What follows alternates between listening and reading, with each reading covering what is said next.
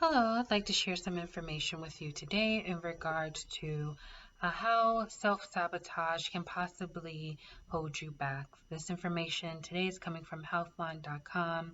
It's medically reviewed by Janet Burrito, and it was written by Crystal Rapol. So self-sabotage refers to behaviors or thought patterns that can possibly hold you back and prevent you from doing what it is you actually want to do. What does that look like? You can sabotage yourself in numerous ways. Some are obvious, and others are a bit harder to recognize. Um, One of the ways is kind of choosing to walk away when things kind of are not going smoothly. There's nothing wrong with moving on from a situation that does not meet your needs. This may be the best option at times. And though it's usually wise to take a quick step back and ask yourself first if you really made the effort to address whatever the concern or concerns are. It's tough, but working through challenges and problems can help you grow.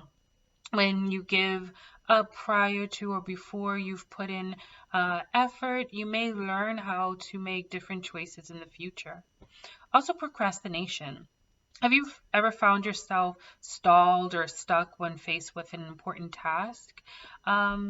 You've come far from this situation where you're kind of like, you've prepared, you've done all the research, you sat down to get started, to only just feel like you cannot begin it. Your motivation has completely disappeared, so you may possibly avoid the task by doing other things. Procrastination can lead to, it can happen for no reason, and though typically there's an underlying cause. That can be feelings of overwhelmed, trouble managing time, doubting your abilities and or skills. Another example is possibly picking arguments, fights. You can subtly undermine yourself and undermine other relationships in a number of ways. Maybe you've always ready to kind of like put yourself in a place where you can or you are arguing, even over things that may not even matter, or that are considered kind of small, or you're are triggered when feeling like you're being provoked. On the flip side, you may become easily offended or take things personally, whether they're directed towards you or not. Or maybe perhaps you've had a hard time kind of talking about your feelings, especially when feeling upset. So you resort to possible aggression, passive aggression, snark remarks, instead of being able to effectively communicate those thoughts and those feelings. Another example is possibly dating or aligning yourself with individuals that you may not feel are the best fit for you. So, self sabotaging behaviors can appear in relationships. Dating people who don't check the boxes in one common type of a relationship can be a form of self sabotage. You may keep dating the person of a similar type, although the relationship or the relationships end similarly in not the greatest fashion, trying to make things work with a partner who may have a different goal for the future than you, and or staying in a relationship that you kind of feel like is not going anywhere. So maybe you're having trouble stating your needs.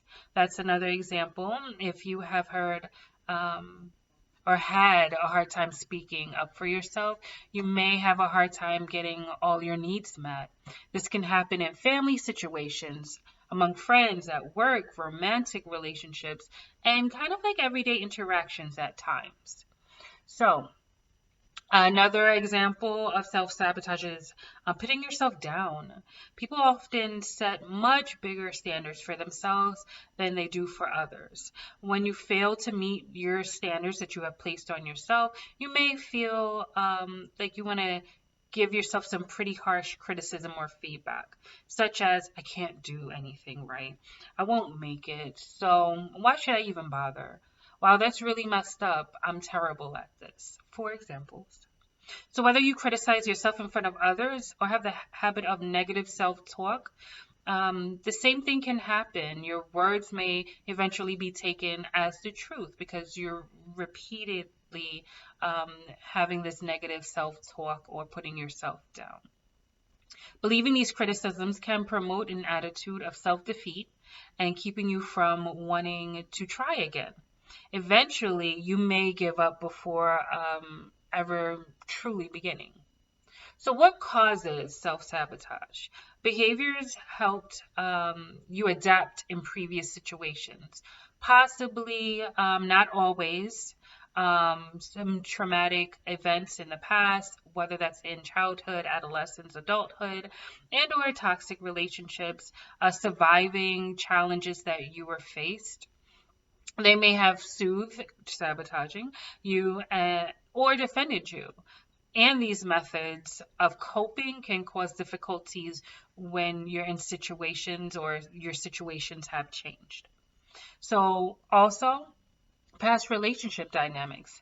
If you do not feel like you're supported, heard when asking for what you need in previous relationships, romantic or otherwise, you may struggle to communicate effectively in your current relationships.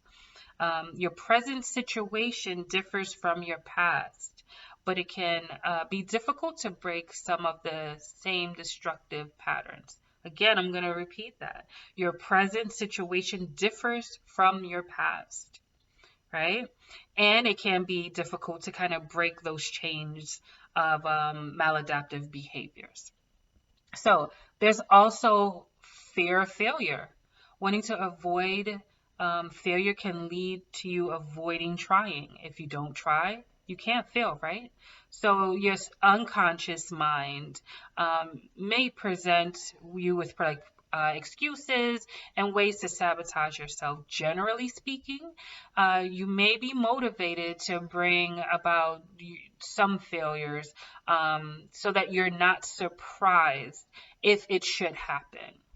There's also a need of control. Sabotage can happen when behaviors can lead or develop from a wanting or need of control.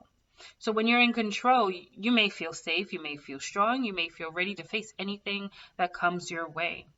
Some types of self-sabotage provide a sense of safety, again, of control. When you're doing what you're doing may not be great for your emotional, mental health, relationships, and though it assists you in staying in control when you're feeling vulnerable. So there's some tips for overcoming self-sabotage. Behaviors that worked for you in the past generally may not help as much now presently as your circumstances have changed. So keep practicing, keep having support that can assist you in kind of moving past or through these stages. So one key point is identifying behaviors. It's not always easy to examine your actions deeply enough to know patterns of self-sabotage. If you feel comfortable examining your behaviors to find these patterns, it helps to kind of look at the areas of life where things may seem regularly that they go wrong or not so great. So do any of these common factors stand out for you?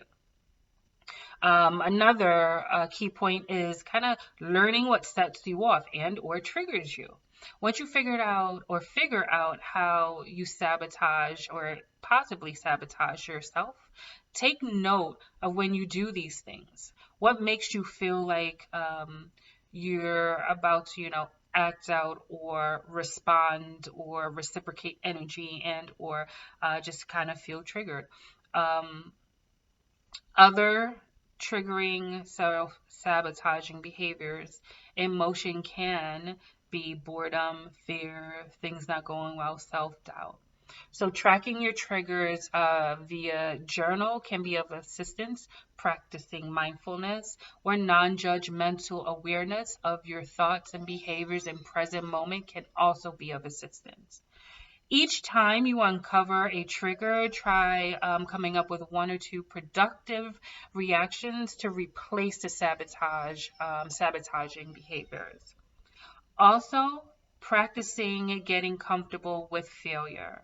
It's okay and normal to feel afraid of rejection, failure, and other emotions that can be elicited. These things are generally not fun to kind of deal with or to feel. And so you take steps to avoid those feelings. These become problematic, or they can be, when steps you take involve self sabotage. You may prevent unwanted experiences, but you also bound to miss out on things you do want, such as stronger relationships, close friendships, career opportunities. To manage this fear, work on accepting the realities of the possibility of fear and pain. This is a hard task and it won't happen overnight. Start small by attempting to view your next possible mishap, whether it's a relationship gone sour, a missed opportunity, as well as looking at it as a possibility. There's two sides to a coin, right? So we want to acknowledge and know that, there are some positive, great, amazing things that can happen, as well as the reality of it may not be so sweet all the time. What's a key point and what's important with that is talking about it. If you notice certain patterns are appearing over and over, try talking to people that you're closest to about those patterns. Also, kind of identifying what you really want. Self-sabotage can help when you're kind of looking for a way out. These behaviors help suggest something about your situation that is not quite working for you. So getting to know yourself better and exploring what you truly want and can help prevent this kind of self-sabotage. It is not enough to kind of know what you want, though. You also have to respect and support yourself enough to work on it, work through it. So if anything else can drive home is seeking support and assistance help. It is not always easy to recognize and stop self-sabotaging behaviors, especially when those behaviors you followed for years. In efforts to try to elicit different behaviors, different responses, it's of importance to seek professional support. There's no shame in needing one and getting professional support. Therapy can be particularly helpful for self-sabotaging because at some point that may be addressed during the therapeutic process. I definitely will encourage you all to seek assistance, seek support, seek speaking to a mental health professional that can assist you through those stages.